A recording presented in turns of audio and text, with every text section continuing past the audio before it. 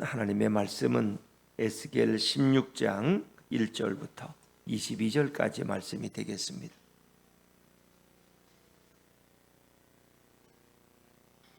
구약성경 1169쪽입니다.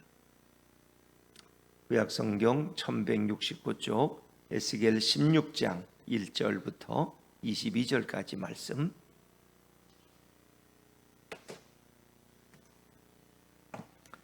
저와 여러분이 한 절씩 교독하도록 하겠습니다. 또 여호와의 말씀이 내게 임하여 이르시되 인자야 예루살렘으로 그 가정한 일을 알게 하여 이르기를 주 여호와께서 예루살렘에 관하여 이같이 말씀하시되 내 근본과 난 땅은 가나안이요 내 아버지는 아모리 사람이요 내 어머니는 헷 사람이라. 내가 난 것을 말하건대 내가 날 때에 내 배꼽줄을 자르지 아니하였고 너를 물로 씻어 정결하게 하지 아니하였고 내게 소금을 뿌리지 아니하였고 너를 강보로 싸지도 아니하였나니 아무도 너를 돌보아 이 중에 한 가지라도 내게 행하여 너를 불쌍히 여긴 자가 없었으므로 내가 나던 날에 내 몸이 천하게 여겨져 내가 들에 버려졌느니라. 내가 내 곁으로 지나갈 때에 내가 피투성이가 되어 발짓하는 것을 보고 내게 이르기를 너는 피투성이라도 살아있으라. 다시 이르기를 너는 피투성이라도 살아있으라 하고 내가 너를 들에 풀같이 많게 하였더니 내가 크게 자라고 심히 아름다우며 유방이 뚜렷하고 내 머리털이 자랐으나 내가 여전히 벌거벗은 알몸이더라. 내가 내 곁으로 지나며 보니 내 때가 사랑을 할 만한 때라. 내 옷으로 너를 덮어 벌거벗은 것을 가리고 내게 맹세하고 언약하여 너를 내게 속하게 하였느니라. 나 주 여호와의 말이니라. 내가 물로 내 피를 씻어 없애고 내게 기름을 바르고 수놓은 옷을 입히고 물돼지 가죽신을 신기고 가는 배로 두르고 모시로 덧입히고 폐물을 채우고 팔고리를 손목에 끼우고 목걸이를 목에 걸고 코고리를 코에 달고 귀걸이를 귀에 달고 화려한 왕관을 머리에 씌웠나니 이와 같이 내가 금 은으로 장식하고 가는 배와 모시와 수놓은 것을 입으며 또 고운 밀가루와 꿀과 기름을 먹음으로 극히 곱고 형통하여 왕후의 지위에 올랐느니라. 내 화려함으로 말미암아 내 명성이 이방 중에 퍼졌음은 내가 내게 입힌 영화로 내 화려함이 온전함이라. 나 주 여호와의 말이니라. 그러나 내가 내 화려함을 믿고 내 명성을 가지고 행음하되 지나가는 모든 자와 더불어 음란을 많이 행함으로 내 몸이 그들의 것이 되도다. 내가 내 의복을 가지고 너를 위하여 각색으로 산당을 꾸미고 거기에서 행음하였나니 이런 일은 전무후무하니라. 내가 또 내가 준 금, 은 장식품으로 너를 위하여 남자 우상을 만들어 행음하며 또 내 수놓은 옷을 그 우상에게 입히고 나의 기름과 향을 그 앞에 베풀며 또 내가 내게 주어 먹게 한 내 음식물 곧 고운 밀가루와 기름과 꿀을 내가 그 앞에 베풀어 향기를 삼았나니 과연 그렇게 하였느니라. 주 여호와의 말씀이니라. 또 내가 나를 위하여 낳은 내 자녀를 그들에게 데리고 가서 드려 제물로 삼아 불살랐느니라. 내가 내 음행을 작은 일로 여겨서 나의 자녀들을 죽여 우상에게 넘겨 불 가운데로 지나가게 하였느냐. 내가 어렸을 때에 벌거벗은 몸이었으며 피투성이가 되어서 발짓하던 것을 기억하지 아니하고 내가 모든 가증한 일과 음란을 행하였느니라. 아멘. 할렐루야. 네, 오늘 은혜의 자리에 나오신 여러분 위에 주님의 말씀에 귀한 깨달음과 또 은혜가 있기를 간절히 바랍니다. 16장은 좀 길어요. 63절까지 있어서 제가 22절까지 읽으니까 좀 많이 읽었다 느껴지는데 앞에서 반복되는 내용들이 계속되기 때문에 여러분들이 쉽게 이해하리라고 생각됩니다. 15장은 아주 짧았어요. 15장은 1절부터 8절까지. 그래서 무슨 비유라 그랬어요? 포도나무 비유. 그래서 이스라엘을 포도나무로 가리키는 거예요. 포도나무. 그래서 포도나무를, 극상품 포도나무를 애굽에서부터 가나안 땅에 옮겨 심었는데 기대하던 열매를 맺지 못했어요. 공의의 열매를 맺지 못했어요. 하나님이 원하시는 공정의 열매를 맺지 못했어요. 오히려 그들에겐 부르짖음과 가난한 자의 고통 소리만 들려왔다는 거죠. 이게 결국 그래서 하나님이 그들을 불살라 버린다. 포도나무는 열매가 목적이에요. 열매를 맺지 않으면 그건 뭐 관상용도 별로 안 되고 또 제목도 별로 쓸모가 없어. 그 뭐 했어요? 포도나무 비틀어지고 뭐 그거 뭐 쓸데가 없잖아요. 불살르는 불쏘시개 용밖에 쓸데가 없다는 거예요. 그 열매는 하나님이 기뻐하시는 것인데 그들이 그 기뻐하는 열매를 맺지 못했기 때문에 결국 예루살렘 주민도 열매 맺지 못하는 포도나무처럼 그렇게 땔감으로 불살라진다 하는 심판의 말씀을 하고 있어요. 16절도 또 비유예요. 또 비유. 그래서 예루살렘 곧 이스라엘을 가리켜서 하나님이 말씀하시는데 여기에 한 예를 드셔요. 부부의 관계로 그들을 설명하셔요. 하나님이 그 백성과의 관계를 여러 가지로 설명하는데 성경에 가장 많이 등장하는 비유 중에 하나가 목자와 뭐의 관계예요? 양의 관계예요. 하나님은 목자세요. 이스라엘 백성은 양이야. 그래서 나는 목자다. 이렇게 말씀하시는 거죠. 그 양들을 푸른 초장으로 잔잔한 시냇가로 인도하. 대표적인 시가 요한복음 15장에도 나오고 또 시편 23편. 여호와는 나의 목자시니 내게 부족함이 없다. 그래서 목자와 양의 관계로 많이 설명해요. 자, 그런가 하면 또 많이 등장하는 것이 주인과 종의 관계로도. 그래서 주인이 종에게 청지기에게 뭘 시켰는데 제대로 하지 못할 때 오는 그런 내용으로도 많이 설명해요. 또 가장 많이 설명하는 게 부모와 누구의 관계로? 자녀의 관계로. 하나님은 아버지야, 영적인 아버지. 그리고 이스라엘 백성은 그 자녀야. 그래서 탕자의 비유 같은 건 뭐예요? 집 나갔던 탕자가 다시 아버지 집으로 돌아오는 거예요. 아버지께로. 근데 아버지는 그 아들을 이미 용서하고 기다리고 계셔. 그 아들이 잘못한 걸 묻지도 따지지도 않아요. 그걸 다 용서하셨어. 그리고 예전에 상속자의 그 위치를 다시 회복시켜주는 아버지의 따뜻한 사랑, 이런 거 생각할 수 있죠. 뭐 어느 비유나 다 그 비유들이 아름다워요. 이제 그런가 하면 또 성경이 많이 사용하는 비유가 뭐예요? 하나님을 남편으로, 이스라엘 백성을 뭐로 해요? 아내로. 이 부부의 관계로, 결혼의 관계로 또 많이 설명하고 있다 생각이 듭니다. 그래서 오늘 이 가정한 예루살렘은 곧 이스라엘을 가리키는 거예요. 결국 예루살렘이 이제 마지막 심판을 받아야 되는데 이스라엘에 대한 비유로, 혼인의 비유를 통해서 말씀하시는데 참 그들이 태생이 이렇게 귀하지가 못해요. 아주 버려진 아이처럼 이렇게 어려운 가운데 있을 때 하나님이 그들을 데려다가 키우고 양육해서 훌륭한 여성이 되면 이제 그와 혼인 계약을 맺고 결혼을 해서 가정을 이루었어요. 얼마나 많이 은혜를 베풀었어요. 버려진 아이고 누가 데려가지도 않는 피투성이었는데 그걸 데려다가 이렇게 키워서 아주 성숙한 여인이 되었어요. 그러니까 하나님은 그 여인과 결혼 관계를 맺어, 언약을 맺어. 그리고 그를 축복해요. 그런데 그 여인이 다시 남편 된, 신랑 된 하나님을 떠나서 음부의 품에 안기는 이제 그런 내용이 오늘 본문의 내용입니다. 그래서 하나님이 그 베푸신 사랑이 얼마나 크고 놀라운가를 우리에게 다시금 생각하게 되죠. 자, 1절과 2절 말씀으로 다시 넘어가 볼까요? 1절과 2절입니다. 시작. 또 여호와의 말씀이 내게 임하여 이르시되 인자야 예루살렘으로 그 가정한 일을 알게 하여. 예루살렘은 이스라엘 백성을 가리키는 거예요. 근데 그들이 가정한 일이라는 것은 이제 우상숭배. 가정한 일은 하나님이 싫어하시는 우상숭배를 가리키는데 그들이 우상숭배로 가득 차 있다는 걸 이제 깨닫게 하시는 거예요. 근데 그러면서 3절부터 5절까지는 그들의 출생에 대해서 도대체 너의 뿌리가 어디냐 말이야. 너희들이 어떻게 생겨난 백성이냐, 어떻게 이 땅에 태어났느냐, 그것을 먼저 설명해 주고 있어요. 자, 우리 3절 4절 말씀 같이 이어져 3절 4절입니다. 시작. 이르기를 주 여호와께서 예루살렘에 관하여 이같이 말씀하시되 내 근본과 난 땅은 가나안이요 내 아버지는 아모리 사람이요 내 어머니는 헷 사람이라.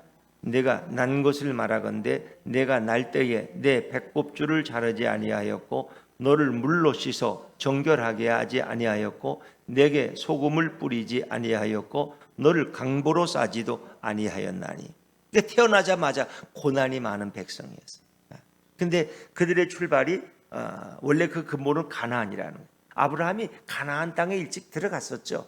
근데 다시 이제 가나안 땅에서 나오게 되고 야곱의 시대에 요셉을 따라서 애굽으로 가게 되잖아요. 그래서 원래는 너희가 가나안 사람들이라는 거예요. 그리고 내 아버지는 아모리 사람이라는데 이 아모리 족속들은 셈과 함과 야벳 중에 노아의 아들 중에 함의 아들 가나안의 후손 중에 한 무리가 바로 이 아모리 사람들이에요. 그래서 주로 가나안 원주민들을 아모리 족속이라고 불러요. 그리고 너의 어머니는 헷 사람이라. 성경에 헷 출신 사람이 하나 있는데 혹시 여러분 아세요? 모르시겠죠. 당연히 모르시겠죠. 다윗이 우리아를 데려왔는데 우리아의 남편이 아니죠. 바세바를 데려왔는데 바세바의 남편이 우리아야. 근데 우리아에 대한 표현이 헷사람 우리아라. 헷사람. 이제 거기서 나오는 표현이에요. 근데 하여튼 그 가나안 원주민의 원래 조상들이 아모리와 헷사람이 모여서 거기서 가나안을 이루었다는 거예요. 이제 어떻게 보면 이스라엘 백성들 주로 가나안 출신들이라. 그리고 그 가나안에 결국 뿌리를 받고 살아왔죠. 애굽에서 온 이후에. 자, 그런데 사전에 그들이 태어났을 때 그들의 형편은 처참했어요. 애굽에서 요셉의 시대에 그들이 애굽에 이주했지만 애굽에서 환영을 받지 못했어요. 요셉을 알지 못하는 왕이 들어오니까 결국 그들은 박해를 받고 여자는 살려두지만 남자아이를 낳으면 어떻게 했어요? 다 죽였어요. 나일강에 던져버리고 산파가 목을 졸라서 죽였어요. 이게 참 비참한 시대였죠. 그런데 그들이 태어날 때에 아무 대접을 못했어요. 보통 아이가 태어나면은 그 당시 고대 근동의 문화는 배꼽줄을 잘랐어요. 그리고 물로 씻어 정결하게 했어요. 그 다음에 또 뭐예요? 거기에 소독을 시키는데 소금을 뿌렸어요. 또 뭐예요? 그 다음에 강보로 쌓았어요. 예수님도 어린 예수는 강보에 쌓여 있잖아요. 그렇죠? 근데 오늘 이스라엘 민족은 태어나자마자 그런 대접을 하나도 못 받았어. 자, 5절 말씀으로 넘어가. 이해가 되시죠? 5절입니다. 5절 시작. 아무도 너를 돌보아 이 중에 한 가지라도 내게 행하여 너를 불쌍히 여긴 자가 없었으므로 내가 나던 날에 내 몸이 천하게 여겨져 내가 들에 버려졌느니라. 아멘. 이스라엘 백성은 태어나자마자 대우받지를 못했어요. 특히 이 상황은 애굽에서 고통당하던 상황. 여러분, 애굽에서 어린아이가 태어난 남자아이는 그냥 그 아이가 버려야 돼. 목 졸라 죽이든가. 근데 거기서 무슨 대우를 받겠어요? 이렇게 보통의 아이들이 태어나면 하는 이런 일들을 하나도 그들은 받지 못했다는 것은 그들이 불쌍히 여김을 받지 못했다는. 그들은 태어날 때부터 고생을 가지고. 그래서 내가 나던 날에 내 몸이 귀하게 여겨져가 아니라 아주 천하게 여겨져요. 그래서 네가 들에 버려졌다. 너희는 버림받은 민족이야. 애굽 땅에서 그들은 노예로 버림받은 자들이야. 인간적인 대우를 받지 못하고 애굽 사람들과 바로는 유대 민족들을 짐승으로 여겼다. 짐승. 저들은 일하는 짐승들이 아무것도 안 주고도 비돔성을 지으라고 그러고 무슨 성을 지으라고 창고를 짓게 하고 저들은. 그러나 그들은 너무 생육이 빨라. 그래서 남자아이는 이제 갖다 죽여버려. 너무 생육이 빠르고 너무 인구가 늘어나니까 저들이 나중에 우리를 잡아삼킬 것 같아. 그래서 그들은 짐승처럼 여겨지던 민족이 바로 히브리인들, 유대 민족이다. 그들은 버려진 자들이야. 버려진 자들. 내 몸이 천하게 여겨졌고 들에 버려졌다. 불쌍히 여길 자가 없어요. 자, 그런데 하나님이 그들을 불쌍히 여기시고 하나님이 그들을 품에 안으시고 그들에게 은혜를 베푸셨다는 거예요. 자, 6절 말씀으로 넘어가 볼까요? 6절입니다. 시작. 내가 내 곁으로 지나갈 때에 내가 피투성이가 되어 발짓하는 것을 보고 내게 이르기를 너는 피투성이라도 살아있으라. 다시 이르기를 너는 피투성이라도 살아있으라. 하고. 그러니까 아이들이 태어나면 우리는 뭐라 그래요? 저 피덩이 같은 걸 저렇게 버리면 어떡하냐고. 피덩이 같은. 그렇죠. 또 태어나고 애가 출산하고 나면 여기저기 막 피가 묻어 있어요. 피덩이야 그냥. 그런데 오늘 하나님은 그 버려진 그 아이에게 은혜를 베푸셨어요.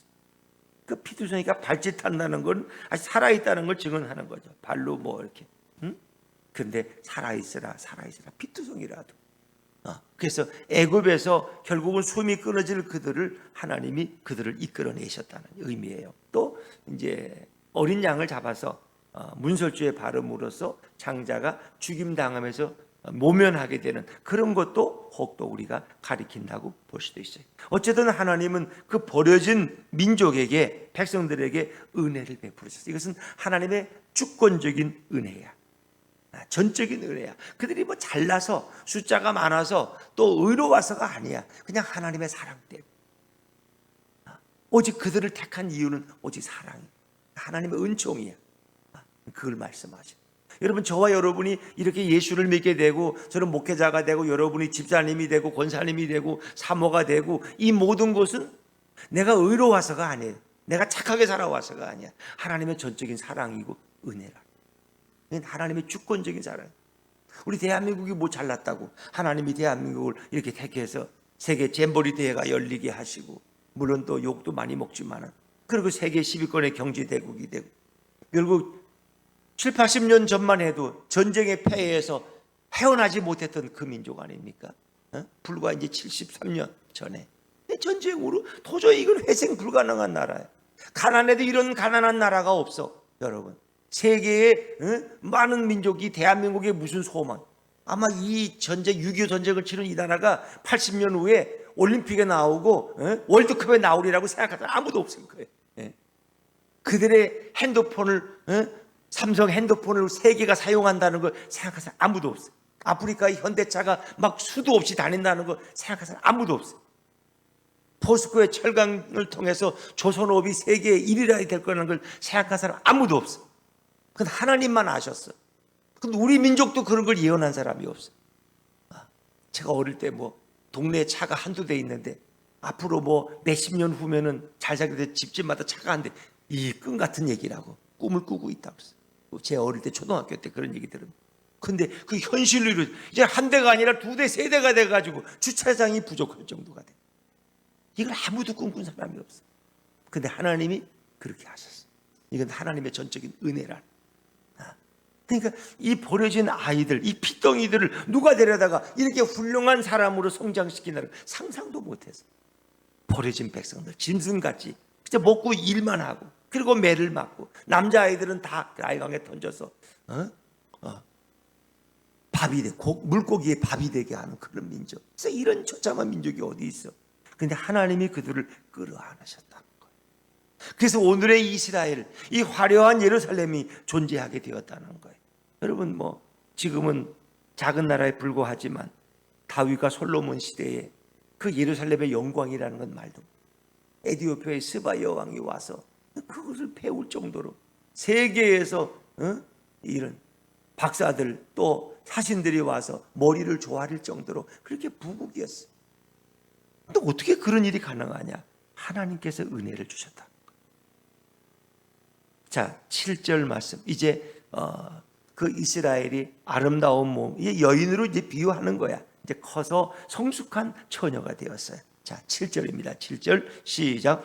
내가 너를 들의 풀같이 많게 하였더니 내가 크게 자라고 심히 아름다우며 유방이 뚜렷하고 내 머리털이 자랐으나 내가 여전히 벌거벗은 알몸이더라. 아직은 연약해. 그러나 이 여인으로 성숙했다는 거예요. 이제 그 피덩이가 아니라 이젠 성숙한 결혼의 정년기에 이르게 됐다는 거예요. 그래서 8절에 보니까 하나님이 그 여인과 결혼을 하셔. 이제 혼인 관계를 맺는 거예요. 이제 그것이 8절입니다. 8절 시작. 내가 내 곁으로 지나며 보니 내 때가 사랑을 할 만한 때라. 내 옷으로 너를 덮어 벌거벗은 것을 가리고 내게 맹세하고 언약하여 너를 내게 속하게 하였느니라. 나주 여호와의 말이니라. 아멘. 7절에 보니까 내가 크게 자라고 심히 아름다우며, 이 심히 아름답다는 표현은 원어로 보면 너가 보석 중에 보석처럼 귀한 존재가 됐다는 거예요. 그렇게 아름답고 성숙한 여인으로 성장했다는 거예요. 그래서 8절에 보니까 이제 사랑을 할 만한 때가, 결혼의 때가 됐어요. 근데 8절에 보니까 내 옷으로 너를 덮는다 이런 표현이 있어요. 옷으로 너를 덮는다. 남성의 옷으로 여성을 덮는다는 것은 뭘 의미해요? 한 이불 속에 들어간다는 거예요. 이건 결혼에 대한 구원이야, 구원. 이제 결혼을 프로포즈하는 거야, 옷을. 그래서 룻기서에도 보아스가 보아스에게 당신의 그 옷으로 나를 덮어달라고. 그것은 하나의 결혼이라는 의미예요. 그래서 그 여인의 벌거벗은 것을 가리고 내게 맹세하고 언약하여 너를 내게 속하게 하였다. 이 맹세하고 언약이라는 것은 시내산에서 모세가 율법을 받으러 갔을 때 하나님이 율법을 주셔서 그들과 언약 관계를 맺는 거예요. 이제 그것을 결혼으로 표현해요. 그리고 너를 내게 속하게, 너는 내 백성이라는 거예요. 너는 나의 소속이라는 거예요. 그래서 하나님이 출애굽기에 보면은 너는 제사장 나라요, 그렇죠? 너는 제사장 나라요 거룩한 백성이라고 출애굽기 19장 6절에 말씀하고 있죠. 그래서 이스라엘과 이제 하나님의 관계는 하나의 부부의 관계가 되는데 그들은 하나님께 속한 백성이 되는 거예요. 그리고 하나님은 그들을 축복하시는 거예요. 마치 신부를 신랑이 사랑하고 축복하듯이 그렇게 사랑하시는. 그래서 9절부터 쭉 나오는 10절까지는 신부를 위한 단장일 수도 있고 그 아내를 왕후처럼 축복하고 그를 장식시키는 그런 신랑의 너그러움이라고 생각해도 돼요. 자, 우리 9절과 10절 말씀, 9절과 10절을 읽어봅니다. 시작. 내가 물로 내 피를 씻어 없애고 내게 기름을 바르고 수놓은 옷을 입히고 물돼지 가죽신을 신기고 가는 배로 두르고 모시로 덧입히고. 지금 신부의 화장 단장 같기도 하고, 그러나 또한 신랑이 신부에게 베푸는 축복이에요. 이제 물로 내 피를 씻어 없애는 여인의 그 월경을 하고 나면 부정하기 때문에 결례의 시간을 가져요. 이제 그런 걸 의미하는 거예요. 너의 모든 더러움을 내가 다 씻어버린다는 거예요. 내 신부로 막기 위해서. 마치 우리는 아담의 후손으로 다 죄로 더럽고 추악한 백성들인데 어떻게 우리를 신부로 삼아요? 주님이 당신의 보혈로 우리를 죄를 씻어버리시고 우리를 정결한 신부로 만드셔서 우리와 결혼하시는 거예요. 그래서 우리가 주님의 날개 아래 거할 때 주님의 보호를 입는 거예요. 그래서 마치 그런 의미. 그리고 그 몸에 기름을 발라요. 10절에 보니까 옷을 입히는데 보통 옷이 아니야. 수놓은 옷은 최고급 의류라는 거 아세요? 요즘으로 말하면 진짜 비싼 옷을. 그리고 신 중에 최고의 신이 물돼지 가죽신이야. 물돼지 가죽신. 그 시대에 최고급의 신발을 신기고 가는 배는 세마포야. 제사장이 옷을 만들 때 세마포로 입혔어. 가는 배로 두르고 모시는 명주죠. 그것도 아주 중요한 의류야. 그러니까 최고의 옷과 신발로 그 신부를 단장시키는 거야. 그걸로 끝나요? 안 되죠. 11절 제가 이제 폐물을 채우고 팔고리를 손목에 끼우고, 그때는 팔고리까지, 목걸이를 목에 걸고. 그때 신부는 이렇게 말았어요. 장식품이 팔고리, 그렇죠? 목걸이, 또 각종 폐물. 거기다 12절에 보니까 뭐까지 있어요? 코에 뭐를 달아요? 코고리까지. 그 당시에 풍습이야. 코고리를 코에 달고 귀고리를 귀에 달고 화려한 왕관을 머리에 씌웠나니 이게 신부의 면류관이야.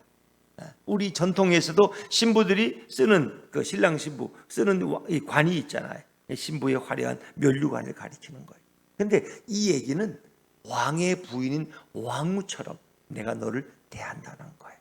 그 왕후의 아름다움, 그의 화려함, 이제 그거를 또 설명해요. 그래서 어느 정도로 하나님께서 그 신부를 단장시키느냐? 13절 말씀입니다. 시작. 이와 같이 내가 금 은으로 장식하고 가는 배와 모시와 수놓은 것을 입으며 또 고운 밀가루와 꿀과 기름을 먹음으로 극히 곱고 형통하여 왕후의 지위에 올랐느니라. 그 장식이 이런 말을 하나님의 축복이에요. 하나님이 그냥 금과 은으로 그를 장식하고 최고의 의료를 입히고 그리고 그를 먹이는데 고운 밀가루와 꿀과 기름을 먹이.